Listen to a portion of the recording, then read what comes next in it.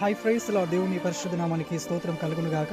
మనలో చాలామంది ఇతరులు సౌఖ్యంగాను, సుఖంగాను, మంచిగాను జీవిస్తే చూడలేని వారుగా ఉంటారు.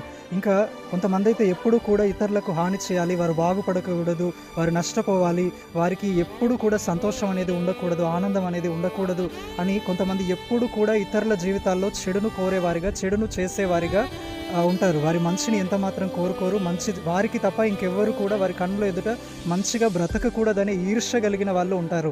అయితే అటువంటి వాళ్ళతో దేవుడు ఈరోజు మాట్లాడుతున్నాడు ఏంటంటే, నహూము గ్రంథము 3వ అధ్యాయము 19వ వచనము, నీకు తగిలిన దెబ్బ బహు చెడ్డది, నీ గాయమునకు ఎవడును చికిత్స చేయజాలడు, నీ చేత జనులందరూ హింస నొందిరి, నిన్ను గూర్చిన వార్త వినువారందరూ నీ విషయమై చప్పట్లు కొట్టుదురు.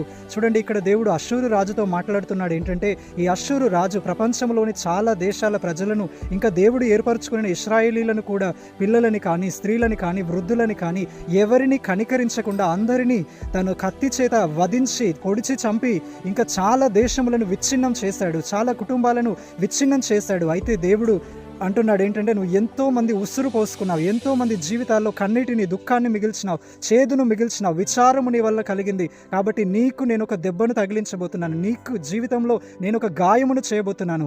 ఆ గాయమును ఎవ్వరు కూడా స్వస్థపరచలేరు. అయితే నువ్వు హింసించిన వారందరూ నీకు హాని కలిగిందని, అపాయము కలిగిందని, నీవు అనారోగ్యం పాలయ్యావని, నీ పరిస్థితి బాగోలేదని విన్నప్పుడు వారు నీ విషయమై సంతోషిస్తారు, చప్పట్లు కొడతారు, నిన్ను కూడా వారు కనికరించరు అని దేవుడు సెలవిస్తున్నాడు. పట్ల నడుచుకుంటారు, దేవుడు చూస్తున్నాడన్న భయం లేకుండా ఇష్టానుసారంగా జీవిస్తారో వారి జీవితంలో దేవుడు కొట్టే దెబ్బ ఉంటుంది. అది మామూలుగా ఉండదు. ఎందుకు తెలుసా, మొన్న కూడా లాస్ ఏంజల్స్లో దేవుడు లేని నగరము ఇది, దేవుడు ఏం చేస్తాడు, మనం ఏం చేసినా చెల్లుతుంది అని ఇష్టానుసారంగా వారు మాట్లాడడం ద్వారా ఒక భయంకరమైన ఉపద్రవం వచ్చింది. అక్కడ అగ్ని, ఒక వాల్కనోస్ ఎక్కడో బ్లాస్ట్ అయ్యి ఇంకా ఆ ఏరియా అంతా కూడా కాలిపోయింది. అవును, దేవునితో ఆయన ప్రజలతో చెలగాట మాడుట మంచిది కాదు.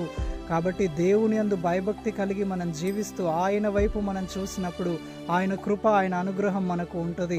అంతేకాని దేవుని భయం లేకుండా ఇతరులను హింసించాలి, ఇతరులను పాడు చేయాలి, వారి జీవితాల్లో కీడును, విచారమును మిగిలించాలి అని మనం అనుకుంటే దేవుడు కూడా మన జీవితంలో ఆయన కీడునే విత్తుతాడు. ఆయన మనకు కూడా చెడునే ఇస్తాడు. మనుషుడు ఏ ఒక విత్తనం వేస్తాడో అదే పంట కోస్తాడంట. కాబట్టి దైవ భయము కలిగి జీవించినప్పుడు దేవుని యొక్క కృప, అనుగ్రహం మన మీద ఉంటుంది. మనము సురక్షితంగా జీవించగలం. ప్రభు అట్టి కృప మనందరికీ దయచేయును గాక. I mean praise the lord. God bless you all.